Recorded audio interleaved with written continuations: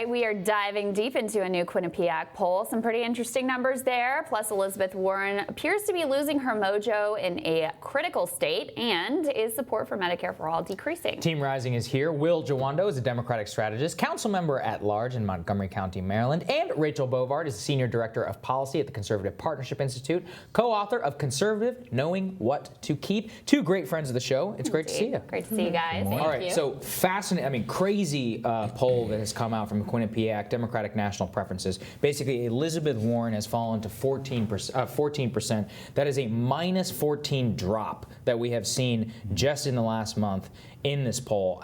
Plus or minus error of 4.9%. But regardless, that's at least a 10% loss, and it could be up to a 20% loss, Will. Ultimately, I talked about this a little bit earlier in the show. I think it's because of her handling of Medicare for All. I just think it was a complete disaster, the way that she rolled it out. Completely botched. Yeah, I think that's exactly right. There's two factors, too. She botched that, wasn't clear, and then subsequently have had gaffes on what it costs and what this costs. And the transition plan. Pass it in year 3. What are we going to do? That works. It's also indicative of who is benefiting. Buttigieg is surging, gave a great speech in Iowa, is raising money, and he's obviously the beneficiary of that slip. But I think we have to see, let's see in a couple of weeks. Biden, everyone's taken their hit when they've been front runner. Is he taking his hit though? Biden keeps taking hits. Warren is Warren was in the position as front runner taking the hits. Right. Yeah. Biden has kind of rebounded from his time. He took his dip and he's kind of holding strong, as I like to say. And so we'll see what happens with Warren. But she certainly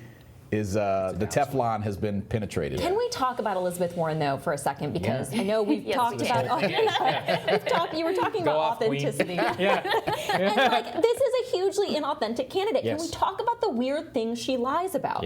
Right? She lied about getting fired for being pregnant. She lied about her 2-cent wealth tax, which is actually a 6-cent wealth tax. The Washington Post gave her 3 Pinocchios. She lied about sending her kids to public school. Her kid went to Haverford, $38,000 a year. And she lied about her heritage. Obviously, we've talked about that.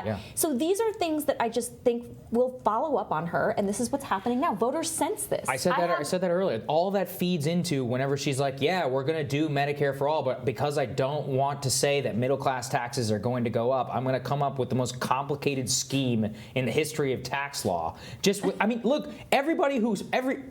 thing, Will. Every country on earth that has single-payer health care, it's payroll tax. Even Bernie's like, it's payroll tax. That's how it gets funded. Everyone not affiliated with Elizabeth Warren admits this. Everyone's got to contribute. Even the socialists are upset. They're like, the only way you fund this is a payroll tax.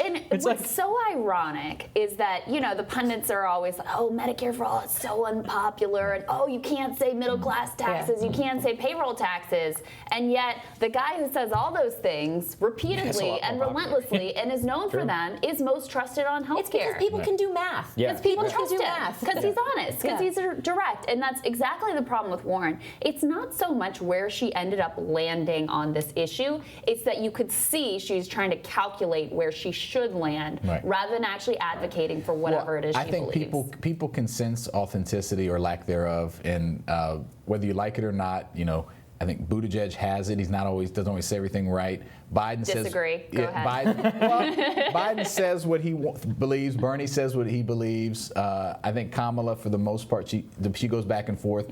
But with Warren, I think she like all politicians do, she exaggerates and stretches truths. But then she tries to poll test that message. I would Who's disagree. number 2 on healthcare is actually Biden, and I think it's because of what you're saying. Look, I think Biden's analysis of the American electorate, I think his policies that he puts, I think he's wrong on his politics, but I believe that he sincerely is advocating for what he thinks is the right thing. He really thinks we should just go back to where we were, get rid of Trump, and it's all going to be fine. I think he's sincere in that, and voters sense it, and that's part of why he's been so resilient, in spite of the fact that his death has been declared many, many times. And there's a part of the Democrat base, I think, that believes that too. Yes, they want we just need to get rid of Trump. What they want is a tune-up. It would be a lot better if we did get rid of Trump. But what they want baseline. It's about a theory of change, right? Like what they want is they want to get rid of Trump, and they want everything to be tuned tuned up about 10%. They're like, oh, let's look at all a little bit more efficient. Overall, the system is like let's just fix Obamacare. And the rest of it is like, no, get rid of this whole thing. I want a brand new car. And it's very generational. Like, it is a very generational. Very generational. Yeah. And that's the thing is about Warren. I mean, you were talking about Kamala Harris. I don't think she came off as authentic. She was, remember on Medicare for All when she was waffling, she was signed on to the Medicare for All bill. Sometimes she does, sometimes she doesn't. Well, that's what I think killed her. The last debate, I think she did raising her hand, saying she, abolish private insurance, and she said, "Oh, I thought she meant my private insurance." It's like, it's just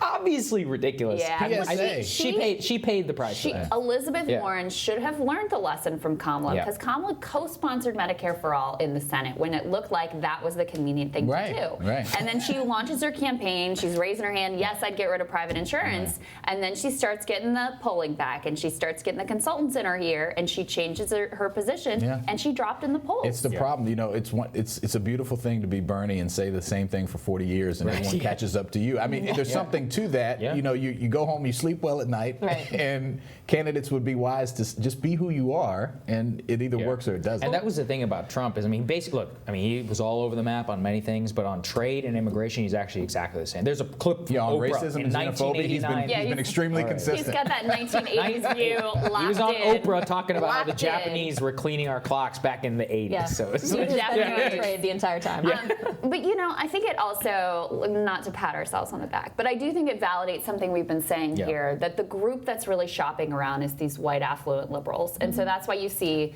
Beto have a moment, Pete have a moment, Kamala have a moment, Warren have a moment, now Pete has a moment. And so we've been saying for a while now, look, if Pete goes up, Warren's going to take a hit because they're going to come directly from her voters, even though they've positioned themselves differently ideologically. That is the group of people who is really shopping around. And you see it in the crosstabs, too, when you ask voters how committed they are. Pete may be at, we're going to talk next about a poll, 22% in New Hampshire, 16% here overall. But if you ask his supporters how committed they are, they're like, It's like in the 30s, right? Yeah, it's not good. We like him. We're looking around. And right as we're talking, a CNN poll came out just this morning, shows Buttigieg +5, Warren -5. It's an exact 1-to-1 takeout of the same base. So I mean, they really are in a fight. It's so funny because the media can't understand this because they're like, well, one supports Medicare for all and one's a moderate, and I'm like, yeah, but it's like a specific cultural affect of white liberalism that people can juggle between. I don't know how to explain it. And I guess Pete was right on 60 Minutes when he said this is a two-way race. Between him and Warren. It's the opposite of that, though, because the two-way race would imply they were head-to-head. Really, his rise is her fault. Well, they are. Yeah, he was right. They are directly, but they're directly connected to each other They are in very that much way. that. Yeah. All right, stick with us. We got more